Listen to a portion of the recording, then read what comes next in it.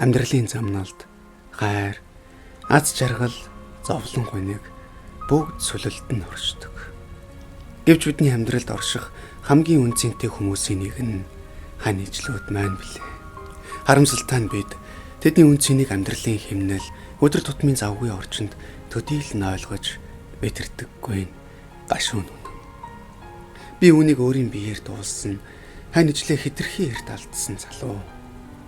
Хань алдах тэр мөчтөл амьдралын чинхэн хоосрол, хайртай хүний өгүүлэх шаналл ямар байдгийн тухай ойлгодог юм байна. Түүний дулаан дуу хоолой, инээд баясгал, итгэл дүүрнүүд бүх зүйл алга болсон хойно түүнийг анзаарч дэндүү оройтж ухаарсан нь зүрхэнд эдгэрхээргүй гүн шарах болно үлддэг. Энэ бол хайртай хань ижлийнхээ үн цэнийг оройтсон хойно мэдэрсэн миний зүрхэнд шивсэн шарах хүлээ.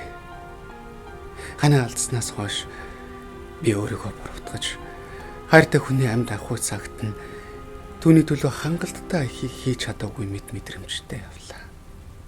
Түүний дэргэд байхдаа бидний дунд байсан жижигхэн маргаан үл ойлголцлууд өчүүхэн төдий санагдаж бидний хамт өнгөрүүлсэн мөчүүд амьдралын минь хамгийн том дурсамж болно үлдсэн байдаг. Эвч одоо бүх зүйл өнгөрчээ. Хүн бидний амьдрал төр зургих.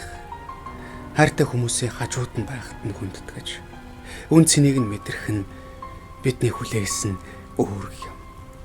Таны хань бол таны амьдралын замд хамтдаа алхах хүн. Жаргал зовлонгоо хуваалцах түшиг тулгуур зүрхний чинь хамгийн ойр дотны нэгэн билээ. Хэрвээ та миний цагтлыг сонсож байгаа бол одооноос эхлэн хана өмнөхөөс бүр илүү ихээр хайрлаарай. Үрд хамт байх боломжгүй гэдгийг хэзээж битгий мартаарай.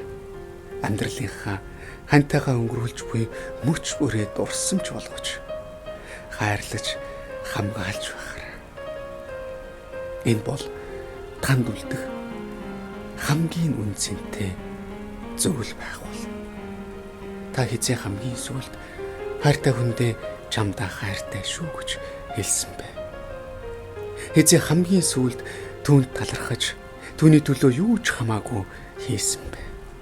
Хэзээ түүнд үнэхээр анхаарал хандуулж түүний хүсэл бодлыг сонсож байсан бэ?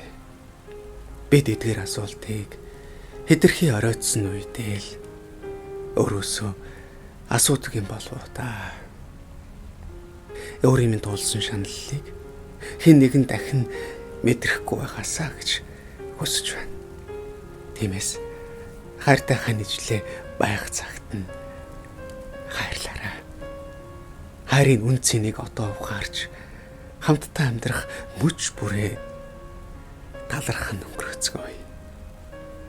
Ахуй өргөөтэй намглан хайр дүүрэн байг.